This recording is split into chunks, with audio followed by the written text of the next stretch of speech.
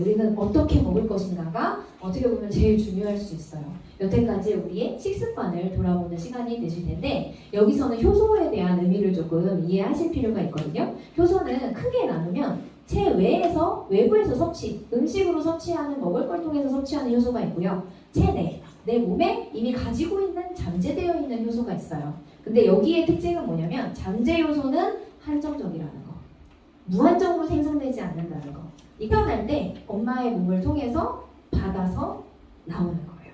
근데 양이 어느 정도인지 가늠할 수는 없으나 효소가 고갈되는 시점이 사망 시점이랑 거의 비슷하더라라는 연구 결과는 이미 많이 나와 있습니다. 그래서 이미 가지고 있는 거 한정적이기 때문에 빨리 써버리면 빨리 죽는 거고요. 그쵸? 아껴 써서 오래오래 쓸 수 있게 해가면 수명을 더 늘릴 수가 있다라는 거죠. 그래서 우리는 이 효소를 잘 아껴서 쓸 수 있게끔 해야 되는데, 자, 체내 요소, 이 잠재 요소에는 또 두 가지로 크게 나뉘어요. 소화시키는 데 쓰이는 소화 요소와 몸을 대사하는 데 쓰는 대사 요소로 나뉩니다. 자, 여기 동그라미 크기 차이가 많이 나죠. 2만 가지 정도의 효소가 있다고 해요. 그 중에서 24가지는 소화고요. 나머지는 대사예요. 자, 그러면 소화하는 게 중요한 거예요? 대사하는 게 중요한 거예요? 대사하는 게 중요한 거죠. 하는 일이 많잖아요. 소화는 소화 한 가지인데 대사는 해독도 시켜야죠. 항산화도 해야 되죠. 몸을 유지해야 되죠. 소화시키는 거 도우기도 해야 되죠. 어마무시한 일이 많아요. 이런데 다 촉매 역할로 이런 효소들이 필요한데 이렇게 비율이 되는 게 정상적인 환경이라는 거죠. 현대의 생활을 살펴보고 지금 우리를 살펴보자면 거꾸로 돼 있어요. 그쵸? 자, 효소가 한정적인 것 중에서 소화를 시켜야 될 일이 너무 많은 거예요. 우리 현대인들은. 자꾸 먹고 많이 먹고 그래서 대사 요소가 소화를 시키는데 다 쓰입니다. 대사할 때 쓰이지를 못하고 소화하는 데 쓰인다는 얘기예요. 자, 그래서 대사성 질환이 어마무시하게 많아진 이유이기도 하다는 거죠. 대사할 때 쓰일 대사 요소가 부족하기 때문에 몸에 제대로 필요한 대사가 일어나지 못하게 된다. 그래서 고혈압, 고지혈, 당뇨 3개가 거의 세트로 오죠. 그렇죠? 하나 걸리면 관리 안 되면 2개도 따라와요. 그렇죠? 그래서 이런 부분들을 이해를 해주실 필요가 있어요. 그래서 우리는 이 소화하는 데에 쓰이는 이 효소를 적재적소에 필요한 걸 잘 활용하고 대사하는 거에 대한 효소를 갖다 쓰지 않고 대사에 쓰일 수 있게끔 써주는 게 굉장히 중요한 거죠. 그래서 우리의 식습관이 중요한데 자, 소화의 시작은 어디부터 시작할까요? 입에서부터 시작해요. 그러면 입에다가 음식을 넣는 그 순간부터 소화의 시작이라는 얘기. 입 안에서 뭘 해야 될까요? 씹어야 돼요. 빨리 먹으면 이 씹는 게 잘 안 된다는 얘기죠. 그래서 우리는 입을 통해서 식도, 위 이런 것들을 모두 거쳐가지고 이제 간까지 한 바퀴 돌고 나서 소화가 제대로 다 된다 이렇게 보는 건데 자, 탄수화물을 소화시키는 곳 어딜까요? 입에서 씹으면 뭐가 나오죠? 침이 나오죠. 그게 효소잖아요. 그래서 한 가지 효소는 한 가지밖에 분해할 수 없게 설계가 되어 있어요. 그럼 침은 고깃덩어리는 분해할 수 없다는 얘기. 입에 아무리 고깃덩어리 물고 있어 보세요. 분해가 되나? 근데 밥은 어때요? 탄수화물 물고 있으면 묻대죠. 그래서 탄수화물은 꼭 입에서 침과 섞일 수 있도록 해주셔야 돼요. 위장으로 넘어가면 거기서 분해가 되지 않아요. 그래서 누가 도와주냐? 이자라는 친구. 췌장이 입에서 소화를 못 시킨 탄수화물이 넘어갔을 때 췌장이 그 다음에 일을 하게 됩니다. 자, 두 번째를 볼게요. 자, 단백질은 그러면 어디서 소화가 시작이 될까요? 위장.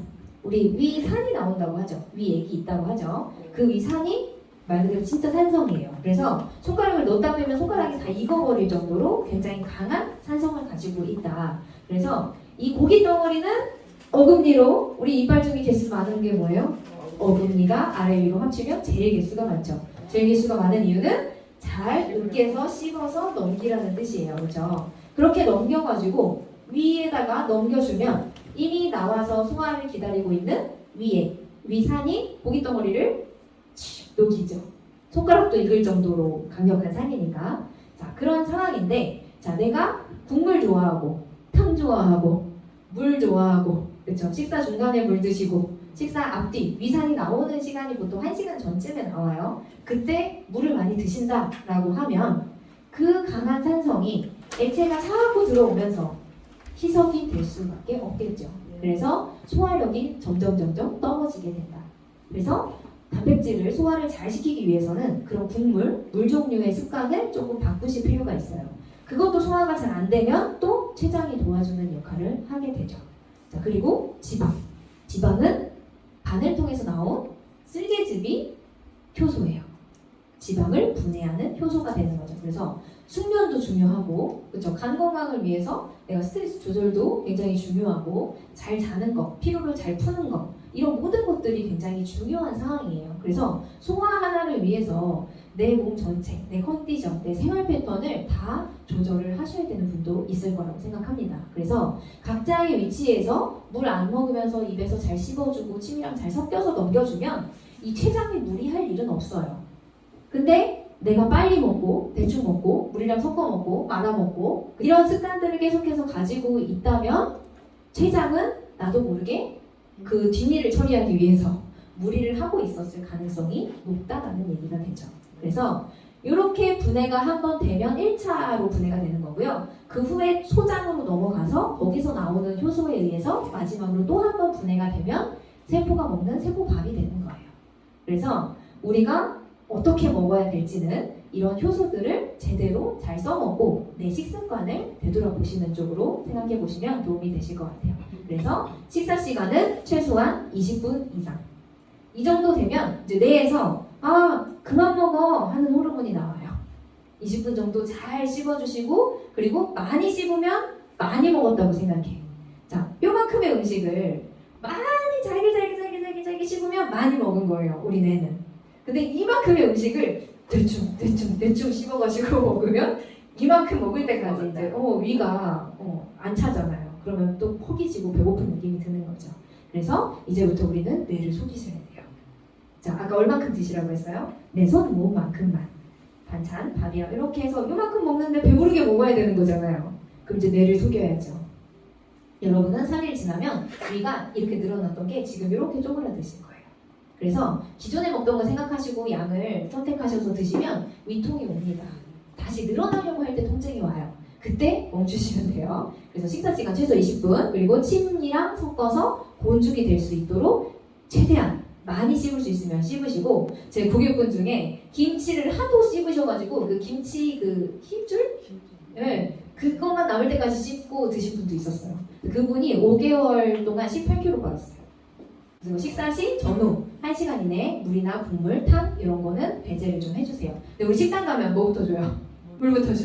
그래서 이제 그 물은 옆으로 조금 치워놓고 나중에 한 식사 후 1시간 이후에 조금씩 드시는 걸로 드셔주시는 게 좋고요. 과식하지 않는 거, 아까 내 몸에 내 손의 양만큼만 이렇게 드시는 습관만 조금씩 바꿔주셔도 몸은 너무나도 가볍고 회복이 빨리 되실 거예요.